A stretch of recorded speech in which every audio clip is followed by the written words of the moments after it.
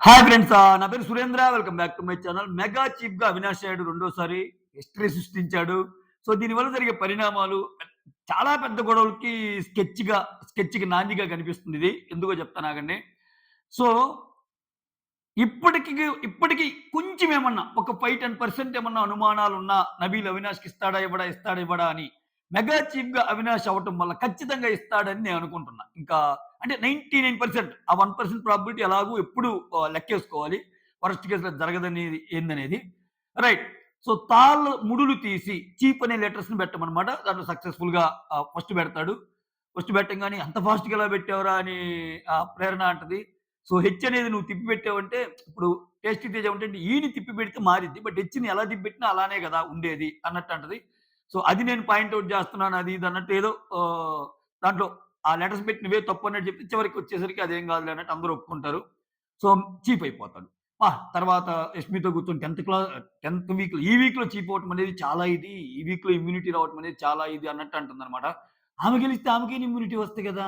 అవినాష్‌కేంది? Okay. పక్కన పెట్టా పక్కన పెట్టేద్దాం. సో, అవన్నీ ప్రేరణాస్ థింగ్స్ అన్నమాట. అయితే ఇక్కడ 'టేస్టీ తేజ' ఈ 'మెగా చీఫ్‌కి' 'టేస్టీ తేజ' టాపిక్ గూడా ఒకటి. ముందు మాట్లాడి 'మెగా చీఫ్' గురించి ఎళ్దాం. 'మెగా చీఫ్' వల్ల గొడవలు ఎందుకవుతాయని. సో, 'టేస్టీ తేజ' చాలామంది పాపం అన్నారు గానీ, అసలు ఈ వీకంతా సానుభూతొచ్చింది ఆయనకే స్వామి. ఒక ఫ్యామిలీ వస్తే, ఆ పర్టిక్యులర్ ఫ్యామిలీ పర్సన్‌కి సింపతి వస్తాయి. కానీ ప్రతి ఫ్యామిలీ వచ్చినప్పుడల్లా సింపతి వచ్చింది తేజాకే. ఇది ఏమిరా బాలరాజు ఇంకా మీరు సింపతి పాపమంటే ఇంకా ఆయన నీట్‌గా బాధపడ్డాడు. ఆ బాధలో ఎమోషన్ నేను తప్పట్ను. మళ్ళా విచిత్రం ఏందంటే, ఇంత జరిగాక మళ్ళా వాళ్ళ అమ్మగారు వచ్చేసారు. వాళ్ళ అమ్మగారితో మాట్లాడారు. అయన్నీ తెలిసిన విషయాలే మనకి. మంచి ప్రోమో ఏశారు. మంచిగా అంటే ప్రతి సందర్భంలో ఫ్యామిలీ వీక్ వచ్చిన ప్రతి సందర్భంలో, ఆ ఫ్యామిలీ వీక్ ఏ పర్సన్ కోసమైతే వచ్చారో వాళ్ళని మించి తిరిగొచ్చింది సింపతి. సో, ఫస్ట్ నుంచి లెక్కేసుకుంటే అందరి పేరెంట్స్ రావటం, "మీకు నేనున్నానమ్మా, మీకు నేనున్నాను. ఖచ్చితంగా మీ అమ్మగారొస్తారు." ఇయన్నీ చెప్పడం, తేజ ఏడవటం, ఇయన్నీ కంటిన్యూయస్‌గా జరిగిపోయినాయి. సో, ఇంకిక్కడ దురదృష్టమేంది, పాపమేంది, పుణ్యం ఆయనకి. ఆ! చెడులో గూడా మంచి జరిగింది. అంటే అది అది అది తెలీదా అంటే 'టేస్టీ తేజ' లాంటి బుర్రకి తెలిసుంటది. బట్ ఎమోషన్ గదా! ఏదో ఒక మూల కొంచెం డౌట్ ఉండుంటది ఆయనకి. సరే whatever happens it happens for hour good అన్నట్టు ఆయనకి మంచే జరిగింది. ఖతం. అందరికంటే సింపతి ఆయనకెక్కువొచ్చింది. సో, ఈ ఫ్యామిలీ వీక్ వాళ్ళందరికంటే లాభపడింది ఎవరంటే 'టేస్టీ తేజ' అని చెప్తా. ఎందుకంటే దానివల్ల ఓటింగ్‌లో గూడా ఆయన సేవ్ అయితాడు ఎక్కువ. సో, మోర్ ఓవర్ సింపతి దొరికింది. రైట్? ఇయన్నీ. రైట్. ఇప్పుడు 'మెగా చీఫ్‌కొద్దాం. సో, 'మెగా చీఫ్' విషయానికొస్తే ఈయన అయ్యాడు గదా! నబీల్‌కి ఇప్పుడు మనం ఘంటాపథంగా ఇస్తాడని ఎందుకు చెప్పొచ్చంటే ఆల్రెడీ అవినాష్‌కే ఇస్తాడని జెప్పి అనుకున్నాం. అది నేను చెప్పేదేముందిలే సోషల్ మీడియా మొత్తం అనుకుంటది. 'బిగ్ బాస్' చూసేవాడు ఎవడైనా అనుకుంటాడు. వాళ్ళిద్దరికి ఉన్న డీల్స్ అటువంటివి. సో, ఆ డీల్స్‌లో ఇంకో డీల్ వచ్చి చేరింది. డీల్స్ అని నేను ఎందుకన్నానంటే, సో, బస్తాలు టాస్క్‌లో ఆయనకి హెల్ప్ జేయటం, మోటల్ టాస్క్‌లో ఈయన ఆయనకి హెల్ప్ జేయటం. సో, స్టెప్ ఫార్వర్డ్ అన్న దాంట్లో నబీల్‌కి ఇమ్యూనిటీ షీల్డ్ రావటంలో మళ్ళా ఆయన హెల్ప్ జేయటం. చూడండి ఈ హెల్ప్ అనేది అలా జరుగుతా ఉంది. ఇచ్చినమ్మ వాయనం, పుచ్చుకుంటినమ్మ వాయనం. ఇచ్చినమ్మ వాయనం, పుచ్చుకుంటినమ్మ వాయనం టైప్‌లో. సో, దానికి తగ్గట్టు ఇప్పుడు నబీల్‌కి ఇంకా ఇష్టంగా ఎందుకిస్తాడంటే, దానివల్ల వచ్చే గొడవలు గూడా మాట్లాడతా. ఇక్కడ అవినాష్ వర్సెస్ పృథ్వీ పెట్టిన, అవినాష్ వర్సెస్ యష్మి పెట్టిన, అవినాష్ వర్సెస్ బిగ్ బాస్ పెట్టినా గాని అవినాష్‌నే సేవ్ చేస్తాడు నబీల్. ఎందుకంటే నబీల్ ఒక పని చేసే ముందు ఖచ్చితంగా మాట్లాడుకుంటారు. ఓకే. అంటే మాట్లాడే ఛాన్స్ ఉంది. అది బిగ్ బాస్ టెలికాస్ట్ చేస్తాడా? చేయడా? లేకపోతే అసలు మాట్లాడుకోరా? అనేది ఆహ్, తర్వాత చూద్దాం. యాస్ పర్ మై వ్యూ మాట్లాడుకునే ఛాన్స్ ఉంది. ఎలా మాటలు సాగుతాయి? అవినాష్, నేను ఫస్ట్ నుంచి ఇద్దాం అనుకుంటున్నా నీకు. ఇప్పుడు ఇదేదో వచ్చిందని కాదు గానీ నీకు ఇద్దాం అనుకుంటున్నా. కాకపోతే నెక్స్ట్ ఏదన్నా నీకు ఛాన్స్ వస్తే ఒక మనిషిని సేవ్ చేయటంలో నన్ను సేవ్ చేయి అనే ప్రతిపాదన ముందు పెట్టిస్తాడు నబీలు. సో, నబీల్ లాంటి స్ట్రాంగ్ ప్లేయర్ నామినేషన్స్‌లో లేకుండా ఉండటానికి చూస్తున్నాడు. అదే ఆయన గేమ్‌కి అడ్డంగా మారింది. మీరు గాని చూస్తే సో, ఇప్పుడు నబీల్ గురించి కొంచెం ఎక్కువే చెప్తాను ఈ వీడియో అవకాశం వచ్చింది కాబట్టి. నబీల్ చూడండి ఫస్ట్ 2, 3 వీక్స్ మనకు కనిపించలా. ఎందుకు కనిపించలా? నబీల్‌ని ఎవరు నామినేషన్ ఎయలా. నబీల్ ఉన్న ఒక పర్సన్ ఉన్నాడని కూడా మనం అసలు ఫస్టు అనుకునేవాళ్ళం కాదు. ఎక్కడో ఉండేవాడు. ఫస్ట్ 2, 3 వారాలంతా లేస్తే సోనియా, నిఖిల్ వాళ్ళ గొడవలు, మణికంఠ ఏడుపులు ఓహ్ మై గాడ్! ఎంత ఈ కంటెంట్‌తోనే నిండిపోయింది బిగ్ బాస్. దాని తర్వాత ఎప్పుడైతే సోనియా ఆయన్నేసిందో, ఆయన సోనియానేసాడు. ఆ నామినేషన్‌లో చాలా హైలైట్ అయ్యాడు. అంటే ఈ మొత్తానికి లింకప్ ఉంటది. అంటే ప్రతిదానికి అందుకని పాయింట్ వైస్ చెప్తా. సో, ఒకవేళ గాని ఆయన ఆ వీక్‌లో కూడా నామినేషన్‌లో లేకుండా ఒకవేళ 5, 6 వారాలు గాని నామినేషన్‌లో ఇప్పుడు అవినాష్ లాగా, రోహిణి లాగా లేకుండా ఉంటే, ఈలోపు కొత్తోళ్ళు చాలా మంది పుట్టుకొచ్చేవోళ్ళు. నబీల్ ఆ తర్వాత చేసిన అంత క్రేజ్ ఉండేది కాదు.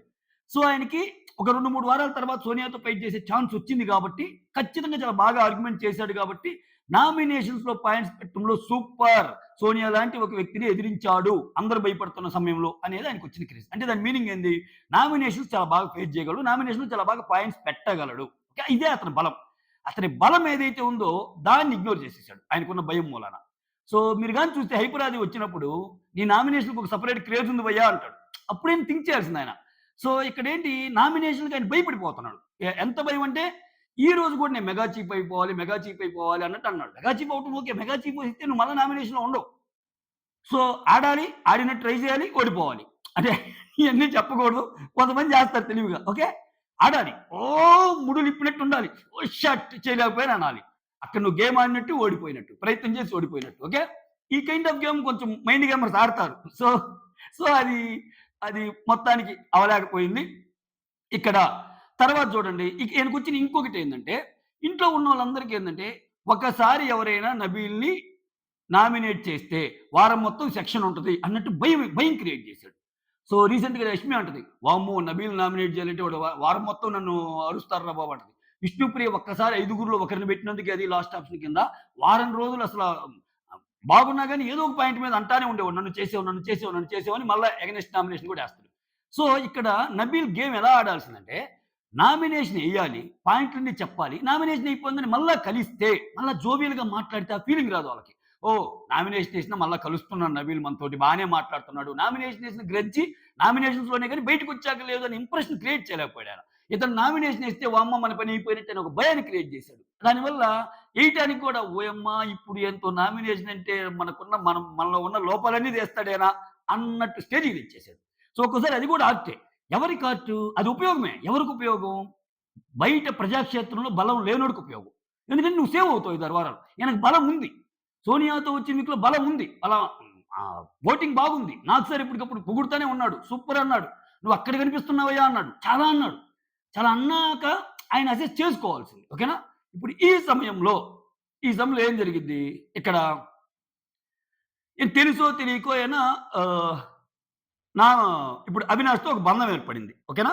ఉదయం గూడా చూస్తే మీరు ఒక డిస్కషన్ సాగిద్ది. నాకు ఆ డిస్కషన్ ఇప్పుడే లైట్‌గా తట్టింది. అది ఇప్పుడు చెప్తున్నాను లైవ్ చూసేటప్పుడు. పృథ్వీ అండ్ అవినాష్ మాట్లాడుకుంటా ఉంటారు. మాట్లాడుకుంటా ఉంటే ఈ నామినేషన్‌ల గురించి sorry Prithvi and Nabeel. Prithvi and Nabeel మాట్లాడుకుంటా ఇంక పోను పోను ఏం కారణాలుంటాయి నామినేషన్ చేయడానికి ఫ్యామిలీ వీక్ తర్వాత అన్నట్టు మాట్లాడుకుంటా వస్తా. అవినాష్ ఏమంటాడు పృథ్వీ ఏమంటాడంటే, సో నామినేషన్స్ అనేవి మాట్లాడుకోకూడదు యాక్చువల్‌గా. సో వాళ్ళు చాలా తెలివిగా జెస్చర్స్‌తో, గెస్చర్స్‌తో చేసుకుంటారు. సో అట్లానే అవినాష్ ఏం చేశాడంటే టేస్టీ తేజని ఒకసారి అడిగాడు. నీ నామినేషన్ ఎవరంటే ప్రేరణనో ఎవరో అన్నాడు.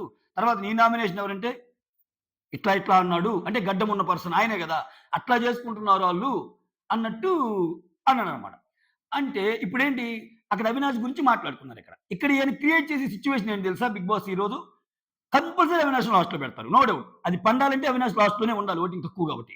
మెగా చీఫ్‌గా నువ్వు ఎప్పుడవుతావంటే, నువ్వు ఓట్స్ ఎక్కువయ్యి సేవ్ అయితేనే అవుతావు అవినాష్ అని చెప్పి వీళ్ళిద్దరిని నిలబెట్టి, నబీల్ షీల్డ్‌ని వాడే ప్రాసెస్ కూడా బిగిన్ చేస్తాడు. అక్కడ నబీల్ ఖచ్చితంగా వాడే ఛాన్స్ ఉంటది. ఈ ఈ వారం. ఖచ్చితంగా అవినాష్‌కి వాడతాడు. అక్కడ అవినాష్‌కి వాడటంలోనే గొడవలవుతాయి. మామూలు గొడవలు కావు. ఎందుకో చెప్తా చూడండి. అవినాష్ వర్సెస్ పృథ్వీ పెడతాడు. అవినాష్ వర్సెస్ యష్మి పెడతాడు. లేకపోతే అవినాష్ వర్సెస్ విష్ణుప్రియ పెడతాడు అనుకుందాం లిస్ట్‌లో ఉన్నోళ్ళు. Tasty Teja, Gautam maximum save అయిపోతారు.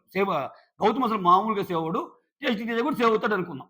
ఈ ప్రాసెస్‌లో ఇక్కడ రాయల్ టీమ్‌కి సంబంధించిన ఇతన్ని సేవ్ చేసి, అటుపక్క పృథ్వీని గాని, ఈళ్ళు గాని సేవ్ చెయ్యకపోతే, ఓకే. ఒకరు గాని ఎలిమినేట్ అయితే, సో పరిణామాలు చూడండి ఇంకెలా ఉంటాయో. అబ్బా! ఏమో అనుకున్నాం. మన మన మన గ్రూప్ అంటాడు గానీ, వాళ్ళకి సపోర్ట్ చేశాడు. అవినాష్‌కే సపోర్ట్ చేశాడు అన్నట్టు. మోరోవర్ అవినాష్ నబీల్‌కున్న ఒక చిన్న తెలియజేస్తాడు గానీ, ఒక పర్సన్ లేనప్పుడు ఇంకో పర్సన్ గురించి బ్యాక్ బిచ్చింగ్ చేస్తాడు. ఇప్పుడేంది నబీల్ అండ్ నబీల్ అండ్ పృథ్వీ మాట్లాడేటప్పుడు అవినాష్ గురించి టాపికొస్తే పృథ్వీ ఏమన్నా అన్నాడనుకో, అంతే అవినాష్ అంటాడు. అవినాష్ దగ్గర కూర్చున్నప్పుడు పృథ్వీ గురించి ఏదైనా బ్యాడ్ చెప్పాననుకో, అంతే పృథ్వీ అంటాడు. ఈ కైండ్ ఆఫ్ కొన్నున్నాయి. సో, బెస్ట్ ఎగ్జాంపుల్ ఏందంటే ఇప్పుడు ఈయన గురించి ఒకటి జరిగిద్ది.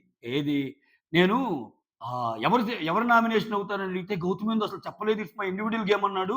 వామ్మో! ఇదేంది అన్నట్టు అంటాడు. దానికి పెద్ద సీన్ చేస్తాడు. సో, ఎందుకు చెప్పాలి? అసలు ఇప్పుడు ఆ మాట వింటున్న యష్మి గాని, అంటే నబీల్ యష్మితో అంటుంటాడు. ఆ మాట వింటున్న యష్మి గాని, ఆ మాట వింటున్న నిఖిల్ గాని వాళ్ళందరే డిసైడ్ అవుతారు. వాళ్ళ పేరెంట్స్ వచ్చి చెప్పిందే అది. నాన్న నామినేషన్స్ ఎవరాలు మాట్లాడుకోకండి. నామినేషన్స్ ఎవరేస్తున్నారు చెప్పుకోండి అంటారు. సో వాళ్ళకి అది తెలిసే, అరే! ఇక నుంచి మనం చెప్పుకోవద్దురా. కానీ మన గ్రూప్ మాత్రం కళకళలాడాలి. నోటితో చెప్పుకోవద్దు. సైగలతో చెప్పుకుందాం. జీ, జీ ఇట్లా అనుకుందామని అనుకుంటారోళ్ళు. సో నామినేషన్ చెప్పుకోండి అన్నప్పుడు ఆయన చేసిన తప్పేంది? అది నీకెందుకయిద్ది? పోనీ సమయం వచ్చిన ప్రతిసారి నబీల్ అండ్ గౌతమ్‌లో ఎవరు హెల్ప్ చేశారు? ఎవరు హెల్ప్ చేశారు? ఒకానొక సిట్యుయేషన్‌లో ఆయనకి అవకాశం ఇస్తే అపోనెంట్‌కి ఆడే అవకాశం నబీల్‌కిస్తాడు. ఆ గేమ్‌లో నబీల్ గెలుస్తాడు. అంటే అవకాశం ఇస్తేనేగా ఆయన ఫస్ట్ ఈయనే అడుగుతాడు అవకాశాన్ని. నాకు ఆడే ఛాన్స్ ఇవ్వని. లక్కీలీ అది గౌతమ్‌కొస్తాయి. బిగ్ బాస్ మార్చడం వల్ల. ఆ తర్వాత మూటల బస్తాలో నబీల్‌కి హెల్ప్ చేస్తాడు. ప్రేరణ ఈళ్ళ కాదని. అది సెకండ్ టైమ్ హెల్ప్.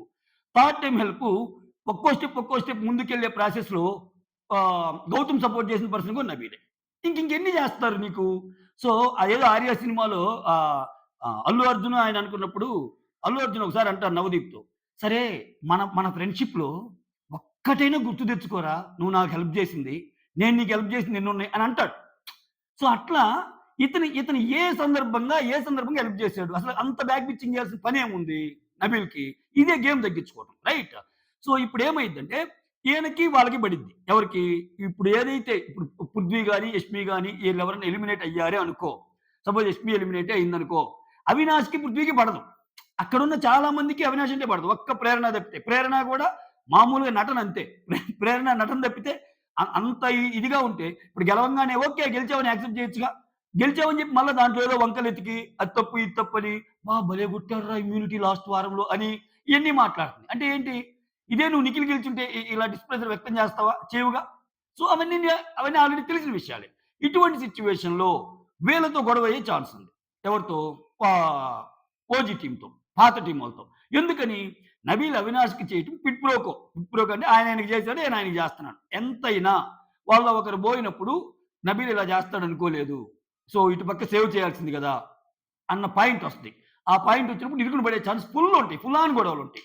సో, ఎలా మారిద్దంటే ఇంకా ఆ టీమ్ వర్సెస్ నబీల్ అన్నట్టు కూడా మారే ఛాన్స్ ఉంది. దాంట్లో ఒక రకంగా అది మంచి కూడా జరుగుతుంది నబీల్‌కి. సో, మంచి పాయింట్స్ పెట్టగలిగి మీరసలు నాకేం జేశారు? సో, మీరు నాకేమిచ్చారు? ఆ! మీరు గ్రూప్ అంటున్నారు గానీ మీరు నాకేం చేశారని నబీల్ పాయింట్ రైజ్ చేశారనుకో నబీల్ వైపు టర్న్ అయ్యే ఛాన్స్ కూడా ఉంది. సో, వీటన్నిటికి సో, ఎక్కడో ఒకటి మూల కేంద్రం అవ్వాలిగా. దాంట్లో ఈ అవినాష్, మెగా చీఫ్ అవ్వడం వల్ల ఇంకా ఎక్కువవుతాయన్నమాట. సో, ఇప్పుడు ఇంకా ఈజీ అయింది. ఆయనకి మాట్లాడటానికి గూడా. సో, వాళ్ళెవరికిస్తే ఏముంది? ఇప్పుడు అవినాష్‌కిస్తే ఏమో నెక్స్ట్ మెగా చీఫ్ అయిపోయాక ఈ ఉన్నోళ్ళలో ఒకరిని సేవ్ చేసే అధికారం నీకిస్తున్నా అన్నాడనుకో ఖతం గదా! సో, అది. మొత్తానికి చాలా గొడవలు జరిగే ఛాన్స్ ఉంది అని చెప్పడం నా ఉద్దేశం. That's all. Thank you so much. Signing off. Me Surendra.